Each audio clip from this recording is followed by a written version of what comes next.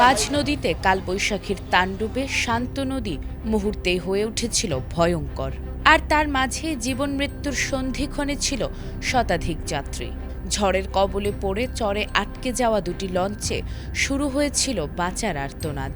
কয়েক ঘন্টার চরম অনিশ্চয়তা আর মানবেতর পরিস্থিতির পর অবশেষে মিলল স্বস্তির নিঃশ্বাস। কিন্তু সেই যাত্রীদের চোখে মুখে এখনও লেগে আছে মৃত্যুর আতঙ্ক। রবিবার চাঁদপুরের মতলব উত্তর উপজেলার মেঘনা নদীতে সন্ধ্যার পর হঠাৎ দমকা হাওয়া ও বজ্রপাত সহ ঝড় শুরু হলে নদীপথে চলাচলরত লঞ্চগুলো বিপদের মুখে পড়ে। এর মধ্যে চাঁদপুর নারায়ণগঞ্জ রুটের এমভি সাথী ও এমভি সমতা নামের দুটি লঞ্চ ঝড়ের তাণ্ডবে চরাঞ্চলে আটকা পড়ে। তবে আটকা পড়লেও বড় ধরনের দুর্ঘটনা এড়ানো গেছে।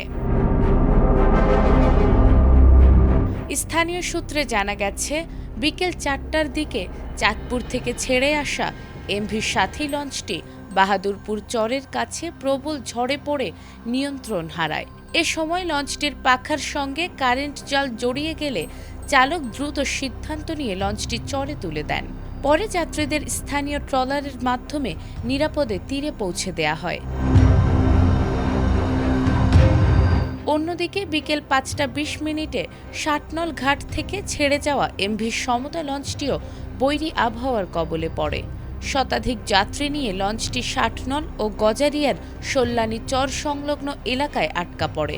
ঝড়ের তীব্রতার কারণে চালক লঞ্চটি স্বাভাবিকভাবে চালাতে না পেরে শেষ পর্যন্ত চরেই আশ্রয় নেন। প্রত্যক্ষদর্শীরা জানিয়েছে, হঠাৎ ঝড়ে নদীতে আতঙ্ক ছড়িয়ে পড়ে। প্রবল ঢেউ ও দমকা হাওয়ায় লঞ্চ দুলতে থাকায় যাত্রীরা ভীত হয়ে পড়েন। তবে চালকদের দক্ষতায় বড় ধরনের দুর্ঘটনা এড়ানো সম্ভব হয়। এ ঘটনায় মোহনপুর নৌ পুলিশ ফাঁড়ির ইনচার্জ জানিয়েছেন, উভয় লঞ্চের যাত্রীরা নিরাপদে রয়েছেন। পাশাপাশি মুন্সিগঞ্জের চর আবদুল্লাপুর এলাকায় আল বোরাক নামে আরও একটি লঞ্চ আটকা পড়েছিল, যা তাদের সীমানার বাইরে। নাজমুন নাহার জান্নাত, এটিএন বাংলা।